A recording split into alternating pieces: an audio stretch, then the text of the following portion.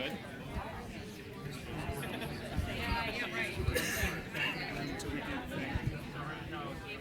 So we're going to try to get started, I think. It's about the witching hour, and Chancellor has a couple of more things to do before he's done for the day and head back to wherever he's heading back to, I guess. Harrisburg, okay. Beautiful downtown Harrisburg. Great. So it's my pleasure to introduce Chancellor Dan Greenstein, who many of you have seen before. This is third or fourth? Third, maybe. Yeah. Maybe fourth counting the board meeting. Yeah, actually, Here to our campus, and you can check him later to see if he found any ticks, because he was just out doing that, I guess. If I'm itching, it's because. Right. So anyway, Dan, take it away. Thank you, Mike. I appreciate it. Thank you. Thanks so much. So thanks very much for turning out. I appreciate it. Thank you. Appreciate that. Thank you. Wow. So usual thing, I'll speak for, 15 minutes, and then just dive into questions, issues, concerns, no subject really off the table. So just a couple of things. One of them is, I know last time I was here, and probably a couple times that I've been here, I tend to sort of show really depressing graphs and charts and things like that. I'm not going to do that this time, so I guess that's good. But I also wanted you to know that's actually not why I get up in the morning, to go show people really depressing graphs and charts. I did have an opportunity about, a month ago to actually remind myself why I get up in the morning and do what I do.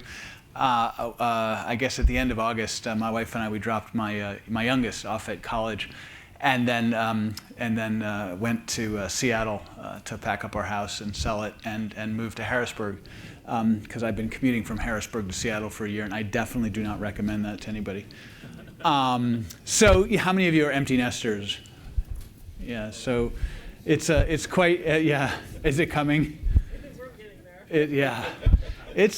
We didn't prepare, so I wish I'd known that. It's interesting. Anyway, so I get back to Seattle, and we're packing up the house, and of course you're going through years of kids stuff, because there was two of them, and there was this desktop Mac that we bought in 2008. And I was backing up the files, because you're going to move the machine. You don't want stuff to get lost. And of course, you don't back up files. You start looking at them, right? And so there's all these really stupid videos that my kids would take of themselves at age 5 and 6 and stuff. And anyway, it was it was and we loved the house. And there was a couple of moments when I would just look at Melissa and just say, WTF? We're going where? And so I'm going back to it. It did provide kind of an opportunity to reflect, and it didn't take long, and I know I share much of this with many of you. I believe, as I know you do, very profoundly in the power of public higher education, and it's so important. It's so important to our state and our nation. And for me, when I think about, why I believe so profoundly in public higher education, it really comes down to three things. The first of them is social mobility. When I graduated from high school in the 19th century, that was a joke. You can laugh. It's like I don't really look that old, I hope. It was in Rochester, New York, and in my graduating class, 350 kids, more or less, and I think about 20 of us went on to a 4-year school, and then 20 of us went on to Monroe Community College, maybe. And then the rest of the class went and got a job in Kodak or the Genesee Brewing Company or Xerox or whatever. And those were particular, that was the place to go. That was the norm, right? Those were reliable jobs that would take you into a very fine, sustaining career, right? And you would do very well. And it was just the expectation that you would go and work forever and then retire. And those jobs are gone pretty much today, and they're not coming back, which makes puts a lot of pressure on higher education as that reliable pathway into the middle class and beyond, and particular pressure on public higher education because it's the affordable sort of a portal into that world. And if you think about what's happening in 21st century United States, you're 5 times more likely as a rich person to get some kind of college degree by age 24 than you are if you're poor, right? So that ability to complete some form of post-secondary education is inequitably distributed. And those numbers are better, but not much if you look at them by race, right? So it's not just about social mobility, public higher education, it's about social mobility and equity, right? And again, from my point of view, it's not just for me, it's not just about social mobility and equity, it's also about economic development, right? So they say that in the state by 2025, 2026, about 54% of the adult population will have to have some form of post-secondary education in order basically just to keep the lights on in the economy. You know, that 54% of all jobs will require someone in them with some form of education, and virtually all new jobs are the ones that are being created today that didn't exist before, right? And you know, again, for me, again, the social mobility and economic development things merge here, because in order to meet that demand, right, there's not enough affluent white people left to educate into those roles. So it puts pressure on public higher education to do better with students who have been historically underserved by higher education, right, in order to improve our social mobility and equity, but also in order to ensure that we do well by the economy. We have to do, and let's think about who those underserved populations are. Low-income students, first-generation college students, students of color, rural students, right? We have to do better serving those populations to pursue our interest in social mobility equity, but also in economic development. And I think, for me, it's also, and I've learned this really since being here, honestly, in Pennsylvania, and having the opportunity to spend days like this, you know, which I love, visiting you know, students and faculty and staff, and having an opportunity to check in with leadership and trustees. And today I got to, you know, meet with a group of TICs, which was kind of fun. Haven't done that before. I lost completely the TICs, just sort of took me completely off my. So, you know, one of the things I've learned is that universities are also one of the few places left in our society where people can come and hang out with and engage with people who are very much unlike themselves. And in doing that, developing something known as tolerance, right, which is something which is also sadly lacking in the broader society. So you know, for me, it's just sort of a social justice thing. So for me, I guess it comes down to social mobility, equity, economic development, and social justice or tolerance as the reason to spend so much time in public higher education. So we did manage to get on the plane I actually flew with my cat. We have 2 cats. Any of you have cats? Have you ever flown with your cat?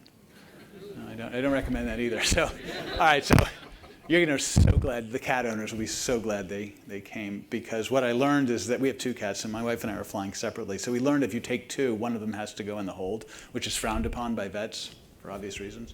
So we divide and conquer. So we divided and conquered. And so the key, what I learned, is CBD oil, right? Not for you. Although, don't let me involve myself in your personal choices, but for the cat. And the vet recommended that, so I'm not sort of imparting wisdom that you shouldn't have. So anyway. So we came back. It was also a really good opportunity to reflect on, you know, the things that excite. The last year, I've been here for about a year and a month, and you know, it's been a tremendous year. It really has. There's so much energy, and there's so much opportunity, and so much creativity in all of you and our faculty and staff generally. You know, and you come away with a real sense of pride, and I hope you should feel that pride. I mean, let's start locally. And so I'm going to start with, you know, something that I've encountered, you know, over the course of today, where there's a real, you know, recognizing that obviously IUP is facing a number of challenges, but the approach to really begin to, you know, re-envisage the future. You know, what should we become? To begin to think about, you know, maybe we're entering into a new normal. Well, what does that mean? How do we work together across our, you know, various units in order to refashion a vision for the future of IUP and the students and the communities that we serve? That's my guess is that is not involving any one or two of you, but is and will continue to involve many and all of you in reshaping that. And that's a really exciting, it's an opportunity, it's a gift to be able to have that conversation, even though I imagine it might be really challenging in some regards and frightening. But that's, you know, sort of hats off to you. It's a tremendous thing to try to accomplish, to pull off, and I know you'll succeed. I see that kind of energy, you know, all over the place. Through our system redesign, we've had an opportunity to pull together, I don't know, a whole variety of teams of people to move various aspects of the work forward, and the teams are typically, cross-functional, so they have students and faculty and staff, and they're engaged to do, we have some really exciting, to me, very exciting teams. We have one called Investment, and we have one called Budget. I love that one. But we also are working in other areas. We have one looking at academic program sharing. What does it mean to do collaborative academic programming across universities? We have others looking at online learning. We have one looking at developmental education. We have just launched a bunch of new ones, one looking at holistic advising, one looking at student mental health and wellness, one looking at financial aid and affordability, one looking at how do we improve sort of connectivity between education and the workforce. These are really big, important areas for all of us as we think about plotting our future. And what's super exciting is I get to go and sort of launch these groups when they first meet. They often come to Harrisburg, and I'm supposed to go and just sort of welcome them and say, this is really exciting, and charge them up. And I don't need to do that. I still do, and I try to occasion my visits around lunchtime because then I get a free lunch. It's catered. You don't need to tell anybody that.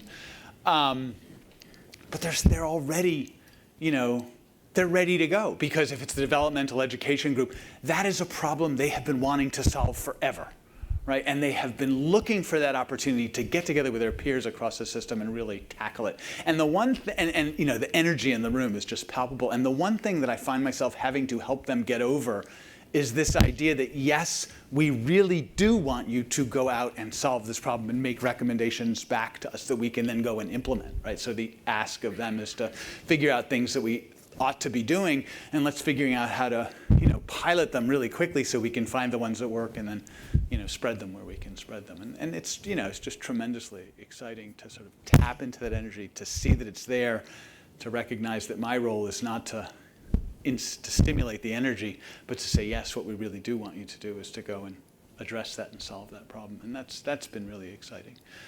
I'm proud about, a number of other things that we've accomplished together.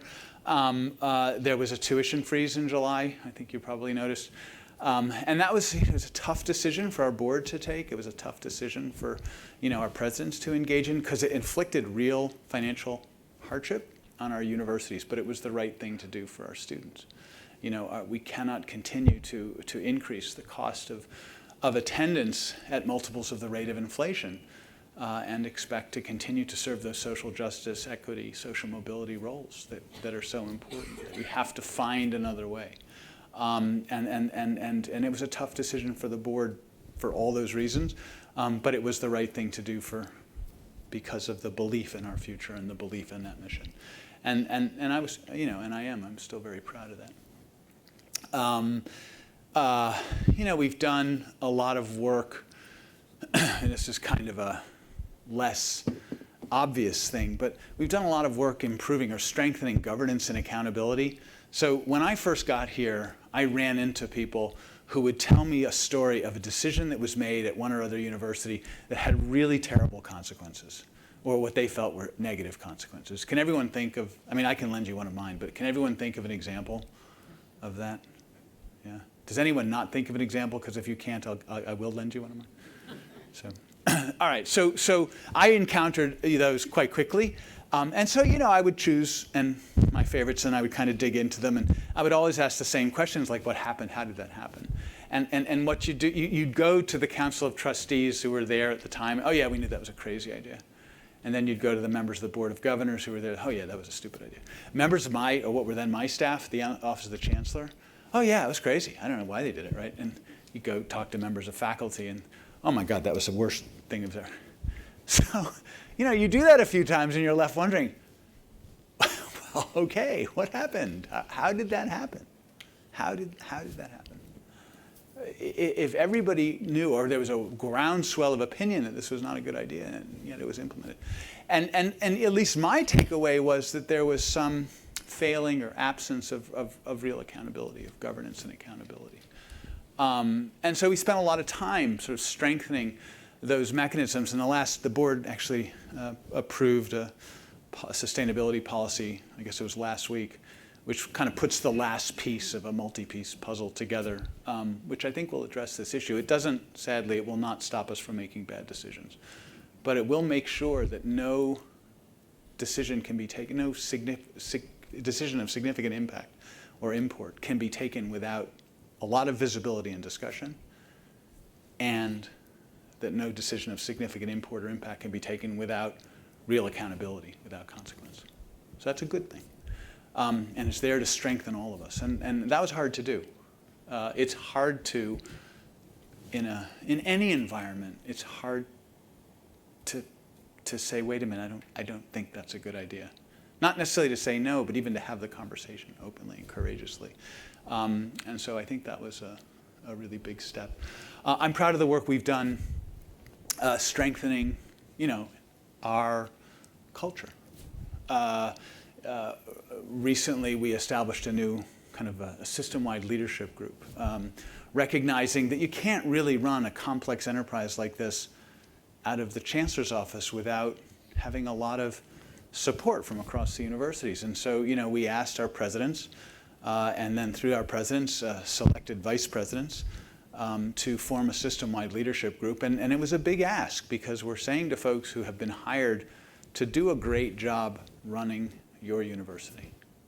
And now we're asking them, and by the way, in your copious spare time, which I'm told is in great supply, can you also help us think about what it means to manage the system and to understand the intersection between university and system? And that's been a really good and important thing. And one piece that's been missing in that sort of leadership areas is being addressed today by the board, as the board has now impaneled a commission to think about, well, what should faculty shared governance look like at the system level, so that we can engage in those conversations as well. So that's been a good thing too. And I think ultimately it will help us to address some of our cultural challenges, some of the divisions that we know we have. And we spent an awful lot of time at the statewide level, and I've seen that replicated at many of our universities, addressing another challenge that's really been there, different degrees, different universities, between our faculty and our administration, and really beginning to make tractable progress. The Commission on Faculty Shared Governance is an example of that. The fact that we've just, completed very productive, collaborative, problem-solving contract negotiations with our ABSCUF faculty union sort of testifies to that. So those are good things. They're good starts. They're tangible progress.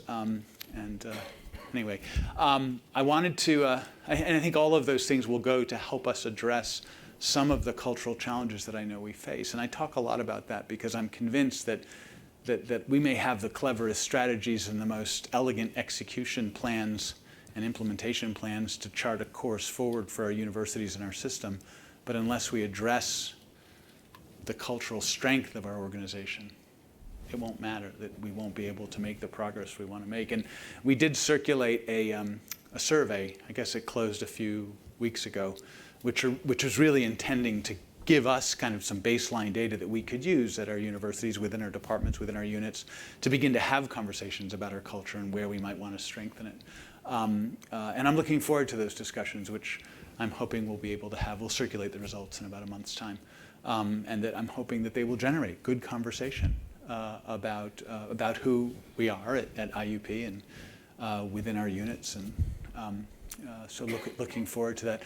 My colleague is going to help me. We're going to do a little, this is a high-impact teaching practice, if we talk about it. So we're going to do some dynamic. How often are you in a public presentation like this and the presenter says, take out your phones? Take out your phones.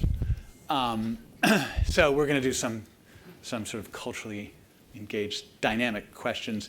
So this is the icebreaker. It's not a culture. Well, it is sort of a culture question. So if you text to that number one word, what is your favorite thing about the IUP, text that word to that number. We're not collecting your phone numbers. I'm told we can, but we've determined to not. And magically, a word cloud will appear, as if by magic.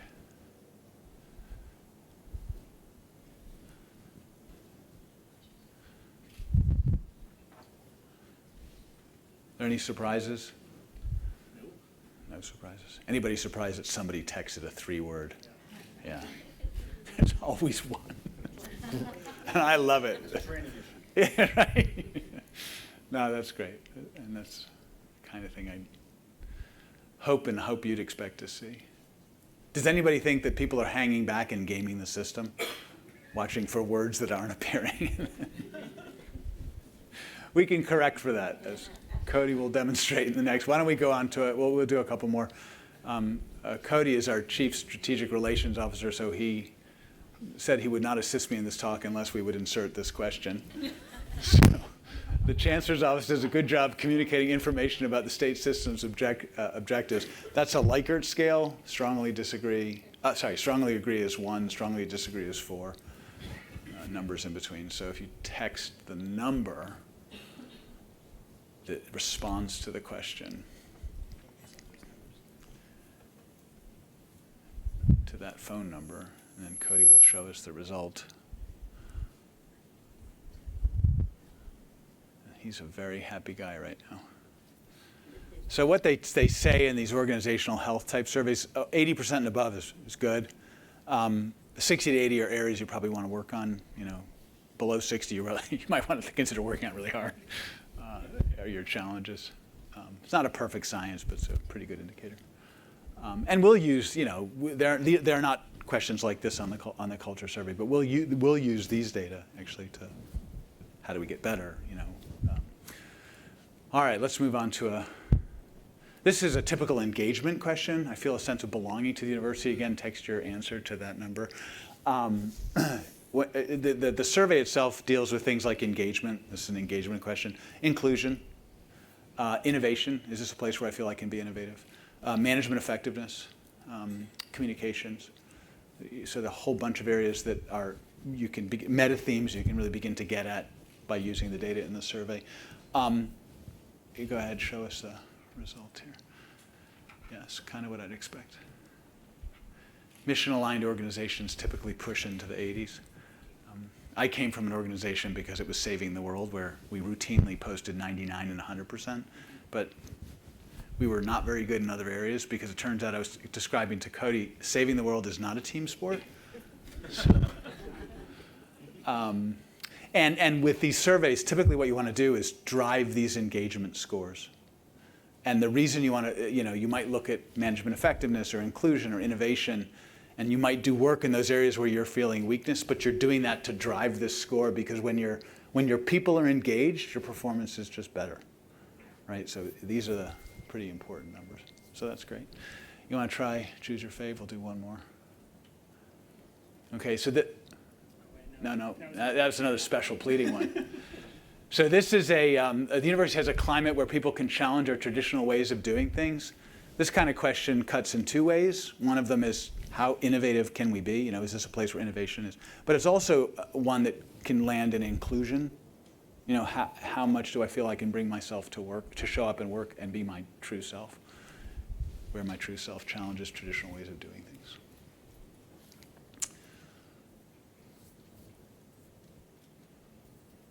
And let's see where we go. And that's kind of what I expect too. Yeah. And I can tell you, having lived through this at my last place, the objective is to do these surveys, every year, every 2 years or whatever. I can tell you for a fact that you'll get the results in a few weeks, I guess, and you'll be able to see them for IUP, and you'll be able to see them for the system, and you'll be able to break them down into departmental units in a variety of different ways by staff group if you choose to do that. You can't break them down far enough to get individual responses. So there's checks and balances on what you can do for good reason. And my guess is that some of the results will be disturbing to some of you. And the important thing, at least in my experience, is not to jump to solving the problem.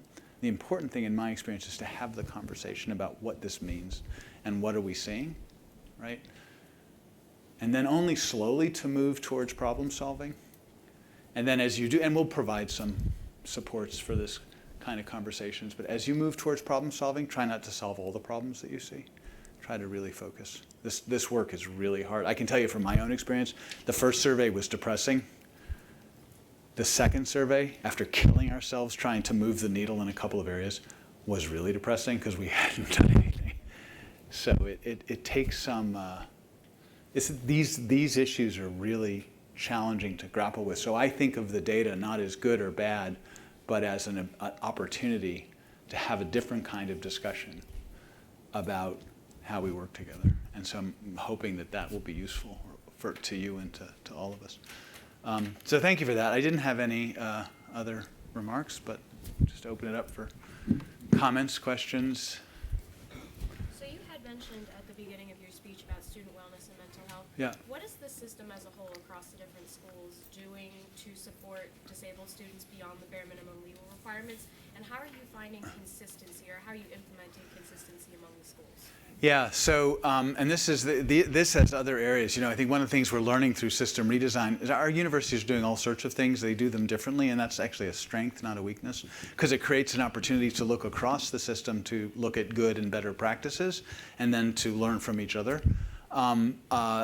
As a system, we tend to be very, because of our role as a system, we tend to be very compliance, regulatory. We tend to make sure we all comply with the relevant regulations. What the system redesign approach, and we have put together a team on mental health and wellness. One of the things we're doing through all the teams, they give us an opportunity to survey practice, to identify potentially very strong practice, and then to think about how even to improve those practices, and then spread those improvements. So I'm as excited about the mechanism that we're putting in place because it unlocks that creativity that's already there and helps us illuminate what's really good, and then learn from it across our system in a way that I think will be helpful. Great question. I don't know if you're aware of it. Indiana, and Clarion, and Slippery Rock, and Edinburgh, California, they're at, in Western Pennsylvania, a competitive disadvantage to the Ohio public universities. Yeah. My daughter goes to Akron. Yeah.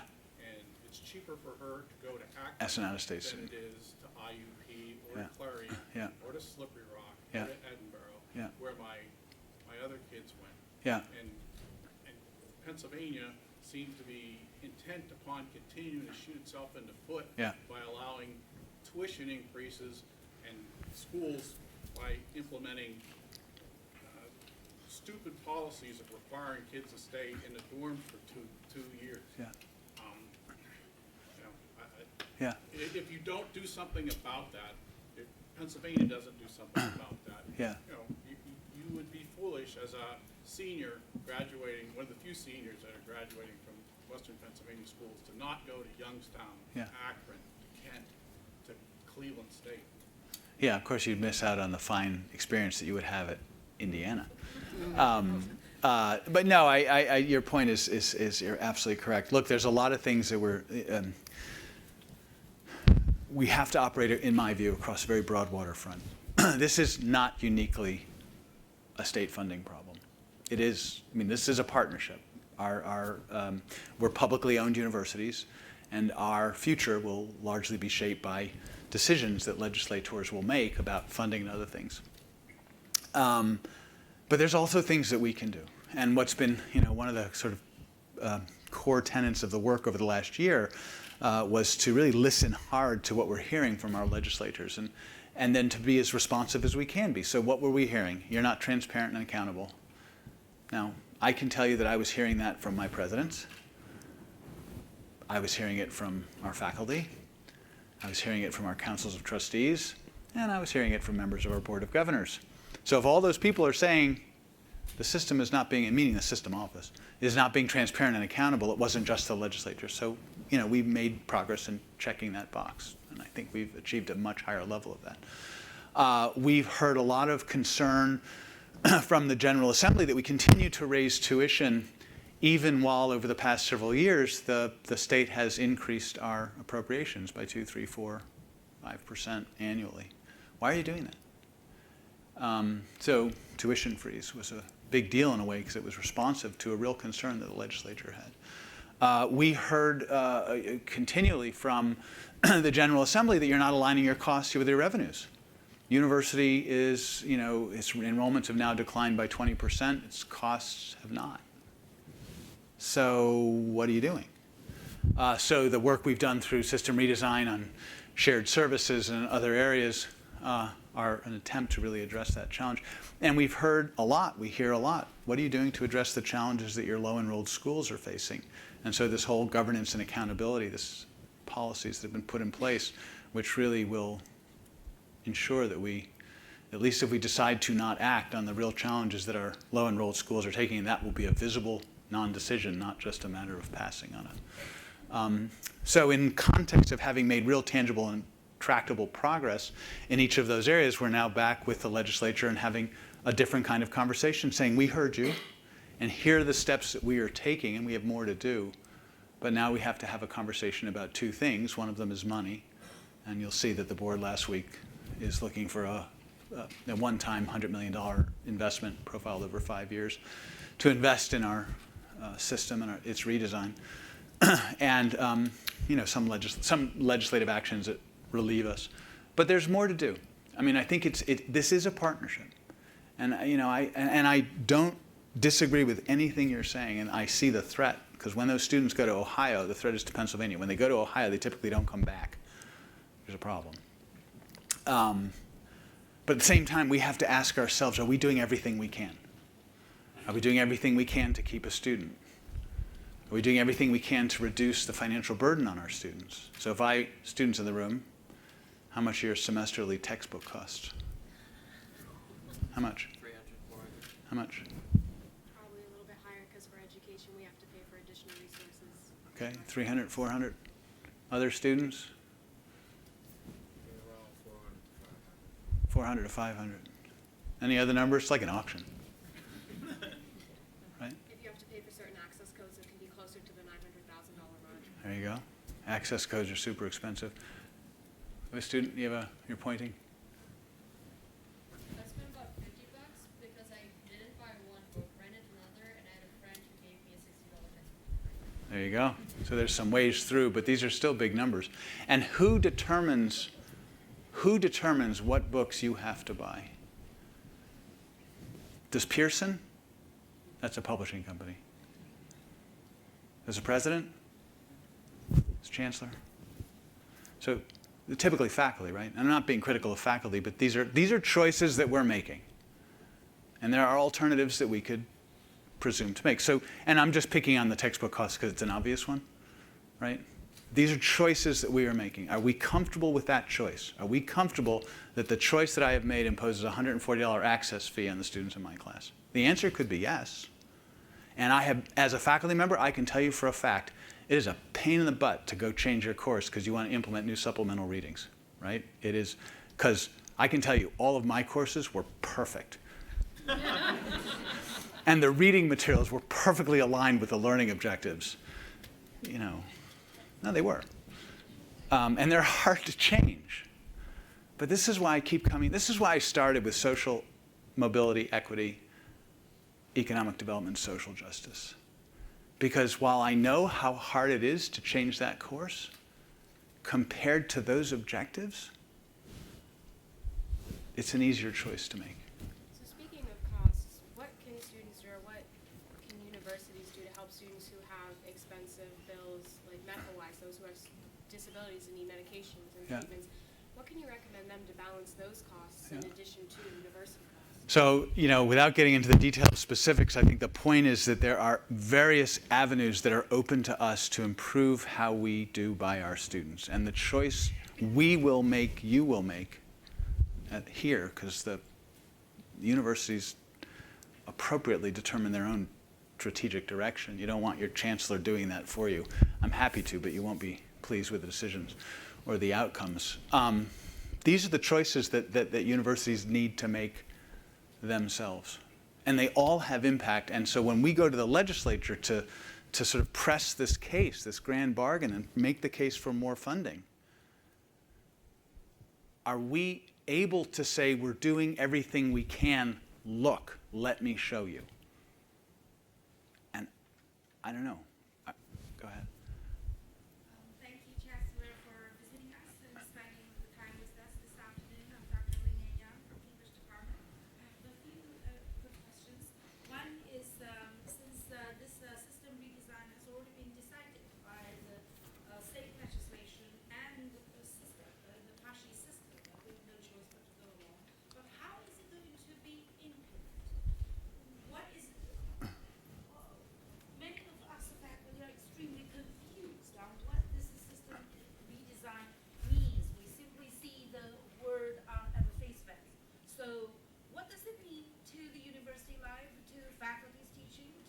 attendance, Yeah. the students learning, and also what is the timeline? Yeah. Tell us when would it start, when would it finish Yeah. implementing? Yeah. And also, since the 14 campuses are of very drastically different sizes and Yeah. shapes, some we have may have 450 student enrollment, very tiny. We have about 10,000. Yeah. Tragically, and some would have 3,000 or 4,000 or 5,000. Yeah. Some, like Westchester's enrollment is hiking up to 17,000, 18,000. Yeah. Good for them. So, what would it mean to? What would be the concrete impact for faculty? Yeah. Research and teaching and services. What would it be? What would be the effect for our students Yeah. at our institution and in 13 others? Yeah. And also, some of us feel, again, since we don't know what is going on, we feel that this might look like 14 small companies of different sizes being forced to be merged together. Or some might feel a bit more creatively that Yeah. this feels like some of us being transformed into 14 communes with Yeah. all that we have been building for over 100 years to be freely shared to others because we don't get any information. Yeah. So any information would Yeah. be appreciated. So is anybody actually making up the story that we're getting on a battleship Galactica and going off into space? I'm just curious. That'd be cool. Okay. So that's a great question. So a couple things. One of them is the information is widely available. It's at the System Redesign website. Number one, you'll get all the questions that you've just asked are answered there in some way. Number two, we do a newsletter. Several newsletters, but yeah, one main newsletter called The Source, and everybody in this room gets it. So one main newsletter called The Source, which I don't have it because they won't let me have access to it, but there's a button apparently in my office that we can push, and it sends an email to every member of faculty and staff. So that's why they don't let me do it. So that Source, that newsletter that goes out every month.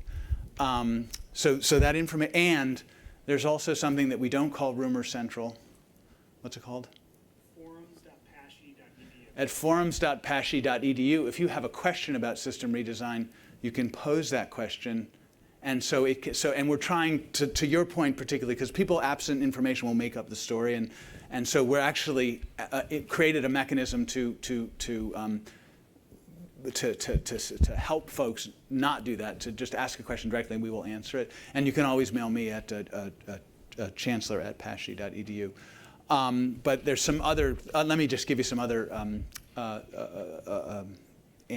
sort of meta answers to the question. So one of them is that what the board approved was a vision going forward, and that was last January.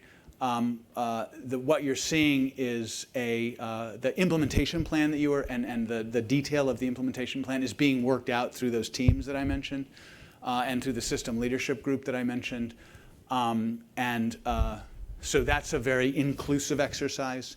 There are faculty and staff and students represented in most, if not all, of those teams. The development of a faculty shared governance structure at the system level is something which will also help to ensure that there's plenty of opportunity to engage with faculty, specifically around all issues, but particularly issues having to do with shared academic programming. I could go into greater detail about the various threads of work or the various work packages. That there's 5 areas in which we're operating, but we can do that either as a follow-up. But it's not a top-down doesn't work desperately well in higher education, I've discovered. And so, and this is why I spend so much time on culture, because to work in a bottoms-up way where there's, obviously you want folks in a leadership role saying, here's general direction and asking for support and figuring out how to get there, we have to learn to work in a new way. And so, we've got this really interesting, frankly, organizational change management challenge ahead of us because, one, we have to figure out how to get where we're going. But 2, in order to figure out how to get where we're going, we have to figure out how to work differently so we can do that planning. So that's really the thrust of where we are. We've made the most progress in our work on governance and accountability and in our work on shared services. And we've made the least and in our work on the kind of legislative agenda that we talked about before. We've made the least progress in areas having to do with piloting innovations that potentially help our students and building our culture. So, but I will, and my colleague Cody can help you identify the sources and sites, but please look for them. If you can't find them, let us know. If you have questions, let us know. There are plenty of people at IUP who are involved in all of these teams and in leadership who can, faithfully represent the work that's going on. So please ask. It is so important. So it's a great question.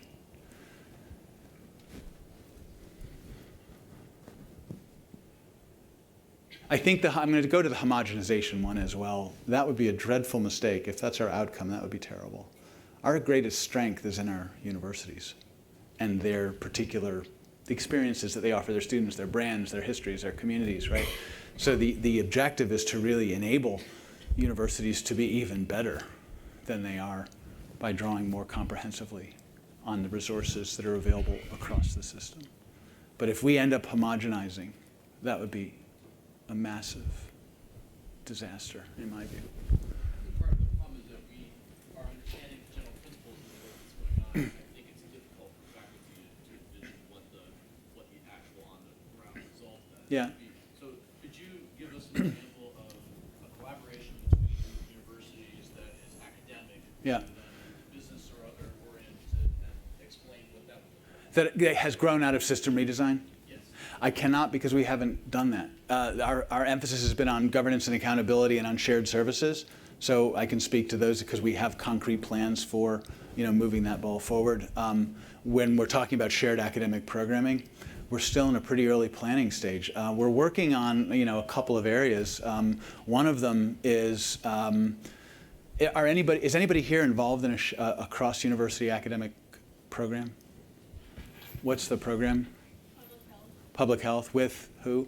3 colleges, humanities and social sciences, natural sciences. And is that across university? Across other universities? 3, other campuses, sorry. Anybody in a cross campus? So Dan, let me just mention Yeah. that the president of Clarion and I signed an agreement, I think, 2 weeks ago, that will allow us to share some programs. And it's a high-level umbrella, but it's based on some work that's going on in a couple departments. And I don't know if the departments are here, so I'm not going to name them out loud.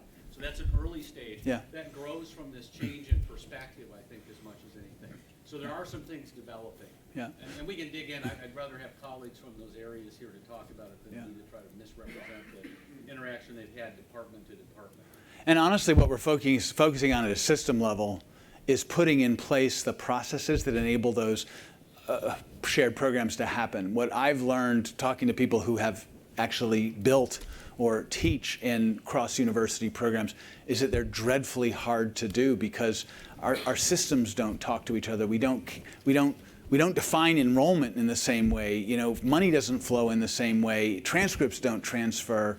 How do you make catalog entries appear? What do you do about assessment? What do you do about faculty evaluation when across, right? So we were not designed to do this. So the group that's working on shared academic programming is working on what kind of, I'm going to call it infrastructure. What kind of infrastructure do you need to have in place to enable faculty who want to pull together a kind of a shared program to do that as a matter of course? I mean, the people I have met who have done this and who have built academic programs that are shared across campuses, one guy I think was in physics, introduced himself to me and said he was 6'5" when he started and he was about my height when, it's not an easy process, and so we're trying to figure out how to make that work. And then in the course of doing that, looking for examples, the president just mentioned one, of faculty who want to try this, right, across a couple of universities. SHIP and Millersville are doing some really interesting stuff right now, so that we can learn from their pilots in a way, learn from them how we need to re-engineer our infrastructure so we can support this work better. But it's really early stage. We've made some better progress in developmental education. We're making some interesting progress in dual enrollment. We're making some interesting progress with how to help transfer students from community colleges succeed better. And again, you're bringing groups of people together from across universities who really want to dig into these problems to figure out ways of improving outcomes in them. But the shared academic programming, to me, that's probably the hardest one for obvious reasons. But if you have any volunteers, I'll tell you a story actually from another open forum from a historian who asks a question. I've been talking to some of my colleagues across campuses, and we really want to do something, and he described it. It was pretty interesting. And then he said, and we're all waiting for you to tell us what to do.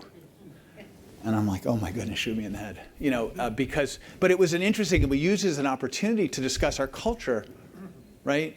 Which is one which, how do we unlock that creativity, right?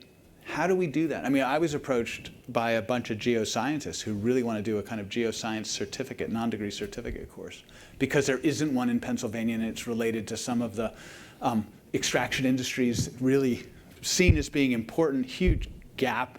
People need that kind of course, and they're ready to go. What do we do? And how do we enable those groups to really push those boundaries? That's where we're focusing our efforts. How do you build that infrastructure? Yeah. And I do appreciate your concern. I think there are ways that we could get things badly wrong. But the opportunity, I'm going to go back to the opportunity, social mobility, economic development, imagine what we could pull off if we could somehow figure out how to tap into the talent of 5,000 faculty. We are 5,000 faculty strong. And I routinely meet with students who tell me, I couldn't complete my degree on time because I couldn't take that psychology course. And I'm like, are you kidding me? There is not a psychology course?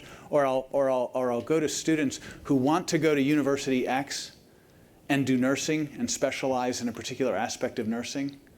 And they want to go to that university because they want to be in that region, because that's where they're from and that's where they want to work. But that university does not offer that specialty. Why shouldn't it be able, through some mechanism that enables us to share? I mean, again, and I know that's super hard, but that's why I keep leaning on this social mobility, equity, economic development, and social justice. Those are the higher order goals. And while it's hard to re-engineer what we do in order to serve those goals are so important. To me, at least. And these are choices. Just like we're asking our legislator to choose, we also have to choose.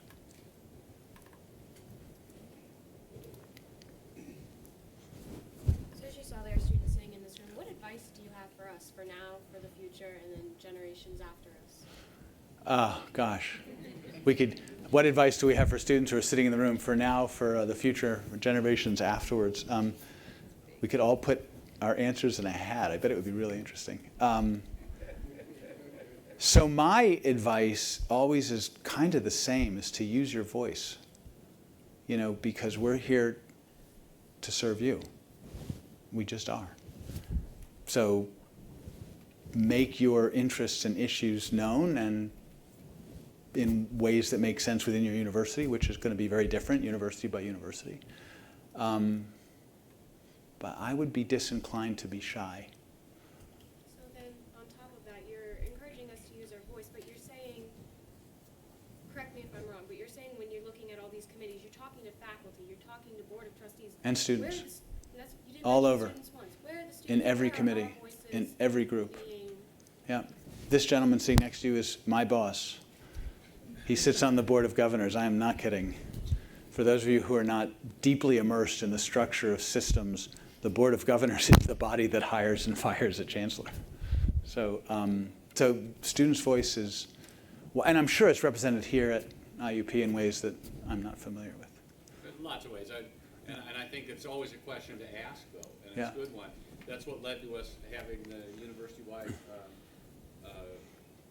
retention and persistence committee do the student engagement night on Wednesday, and there'll be more of that. Because some students said, why aren't there any students on this group? And everybody said, duh.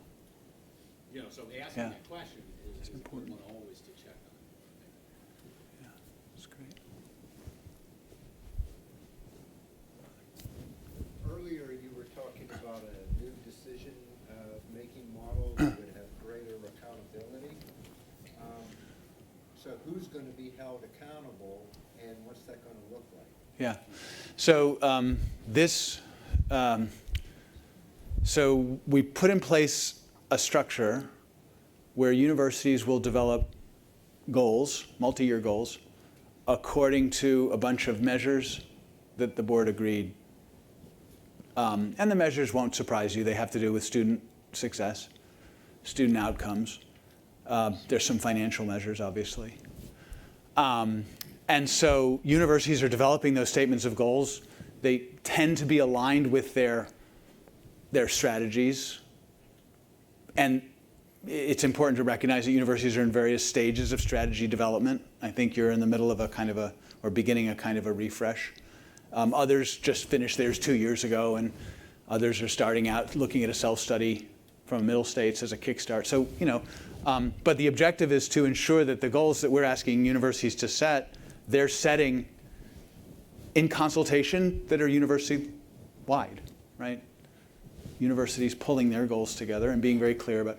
And then the decisions that the board has to take, which typically have to do with money, tuition, appropriation requests, allocation of a state appropriation, actually new program approval, which is kind of related to money, are all related to an understanding of what those goals are. And then in terms of accountability, it's having a conversation. How's that going? And where there's, where you're exceeding expectations, why? And what can we learn from that? And where, we're missing in certain areas, what can we learn from that? And what do we need to do, if anything, to course correct? So putting in place those mechanisms where, we have full visibility, not just between the chancellor and the board, for example, and the president, but between the presidents having that visibility into each other. As a single corporate structure, we're a single bank account, basically. So weakness anywhere across the system tugs everywhere across the system. So the people who have the biggest interest in accountability, you'd think it was the board. It's the leadership of other universities, which makes sense, right? So creating that system leadership group that we talked about was part of this putting in place an accountability process. So we can hold one another accountable for the progress and the challenges, and we can learn from one another the challenges that we're making. And then in terms of the, what happens at the other end, so we've re-engineered our executive performance review process so that, part of my evaluation by the board will be how is the system doing in meeting its goals, which are rolled up out university goals. My conversations with presidents will be how are you doing at IUP, et cetera. And ultimately over a longer period of time, you want to kind of cascade that accountability. At the end of the day, again, high-performing organizations, everybody's work is more or less aligned about achieving the same kind of outcomes. So that's going to take years. That's not something you can engineer overnight. We happen to be a very complex organization in terms of how we hire people. We have 85% of our employees are unionized with 8 contracts, 7 unions, right? And evaluation is something which has to be negotiated. But at the end of the day, we have to figure out a way in which we can align ourselves and our work in order to deliver on those goals. So we're starting with leadership. It's the appropriate thing to do. We're starting with getting the goals in place. We're putting the structures in place to enable those conversations. And over time, we'll try to figure out how to cascade that structure. Yeah. But we will never again, at least so long, I hope, as I'm here, have a conversation that doesn't have any numbers in it. And IUP I think has been strong, but universities are very different. You look at the kind of strategic plans, and this is true in higher ed generally. We believe in student success. Great, how much? What does that look like? How well are our students doing? What are our graduation rate goals? What are our retention goals? With respect to affordability, because it's come up, what should we be looking for as a net price of attendance? What should the average expected family contribution? These are the kinds of measures that we're now asking people to sort of show us and tell us where they think they need to go and why. And again, it's not it is top down because we're structural in a way, but it is partly board chancellor accountability. But again, that accountability is super important across universities. I'm going to go back to the single bank account and give you an example as to why. In this university system, there are universities with student-faculty ratio pushing over 20, and there are universities with student-faculty ratio pushing under 12. That's a big difference. Now, if I'm a university with a student-faculty ratio of 20, what do I think about that university with a student-faculty ratio of 12? I think it's a free rider. I understand there are deep-seated and appropriate debates about quality and student outcomes and academic integrity. But we are a single, I'll give you another less emotional, but still very emotional example. You know, plenty of universities have buildings that are mothballed, underutilized. Mothballed buildings aren't free. You don't just sort of close the door, lock it, and then there's no cost, right? So a university, which won't be named, has a bunch of them, and they cost $2.5 million a year to maintain. We're a single bank account. It's not IUP. Are you okay with that? That's $2.5 million being spent over there that draws down, puts pressure on scarce state allocation. This is why this accountability can't just be up to the chancellor and the board. It has to be across universities. And what we're beginning to see as a result of this new accountability structure is tough conversations happening across universities about budget, ultimately initially at least about budget, but it will go in other directions. And that creates the opportunity to share good practices, to learn, right, to help each other get better. The objective here is not to be punitive. The objective here is to be supportive, formative.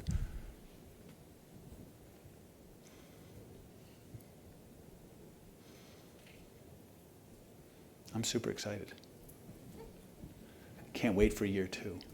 Wait, 454 days? 400, yeah, we're pushing into the 430s, I think, It's right? 430, Yeah. I'll measure, I have a calendar. Anyway, I think the work you're doing here is fascinating. I've had a great day. I've had really, really rich conversations. You know, you're blessed, I think, because of the community that you've built here. You know, I appreciate the challenges, and I've heard a bunch of those.